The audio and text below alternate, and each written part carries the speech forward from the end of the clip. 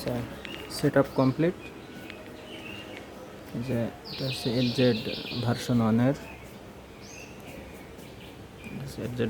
1-এর master cylinder RTR 150 setting করছি, খুব ভালোভাবে সেট আপ হয়েছে। এমনকি লুকিং গ্লাসের প্যাচ এটার সাথে ম্যাচিং হয়েছে, অর্থাৎ RTR-এর স্টক লুকিং গ্লাসের যে প্যাচ সেটার সাথে এটা ভালোভাবে সেট হয়েছে।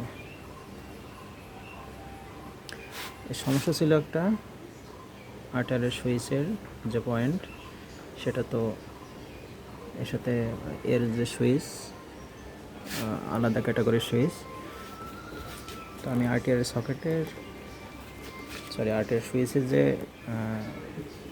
ক্লিপ বা ক্লাম যেটাই বলেন, সেটার কিছু অংশ তার সহ রেখে কেটে আমি এফজেড ভার্সনের মাস্টার সিলিন্ডারের সাথে যে সুইচ, এই সুইচের তারের সাথে সুন্দর করে ঝালাই করে যে হেডসিং টিউব দিয়ে আটকায় দিয়েছি।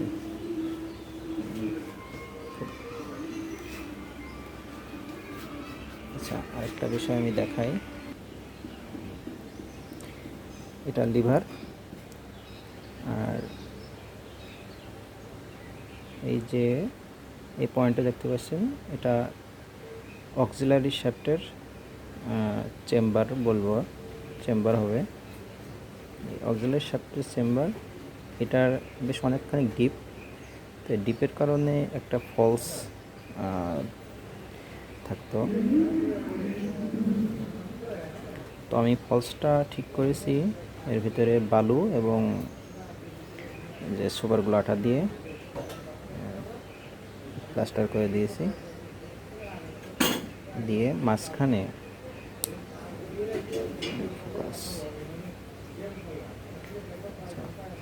মাঝখানে আমার মোটা ড্রিল দিয়ে সুন্দর করে রাউন্ড শেপ একটা গর্ত করে দিয়েছি, যাতে অক্সিলারি শ্যাফটের পাশা ওখানে ভালোভাবে সেটিং হয়।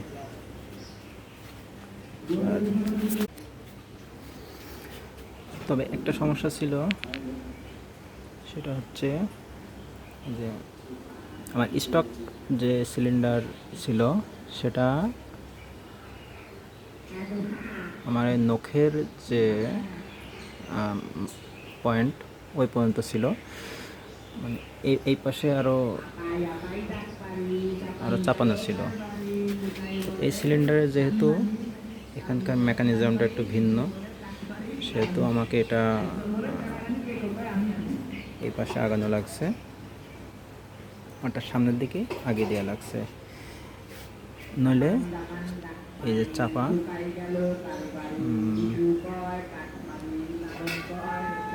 চাপার এখানে বেজে যাচ্ছিল। তো আমি অ্যান্টি কাটার দিয়ে এটা কেটে ফিনিশিং করেছি, যার কারণে ওখানে প্রায় 1 মিলিমিটার গ্যাপ তৈরি হয়েছে। আর এদিকে ঠিক মিটারের যে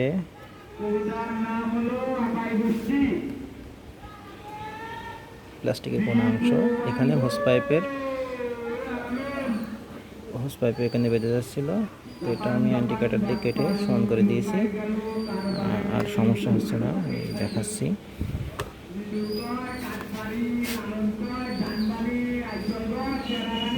আর সমস্যা হচ্ছে না। আচ্ছা, আমি অন করে দেখাচ্ছি।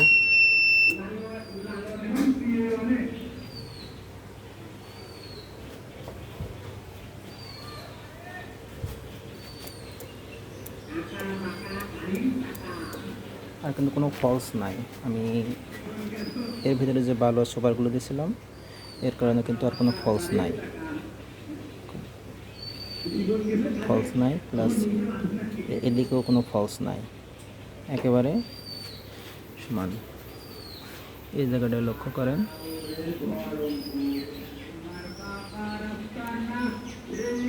এই জায়গাটা ফুললি এঙ্গেজ হয়ে যাচ্ছে, কোনো রকম গ্যাপ নাই, কোনো ফলস নাই। কোনো ফলস নাই।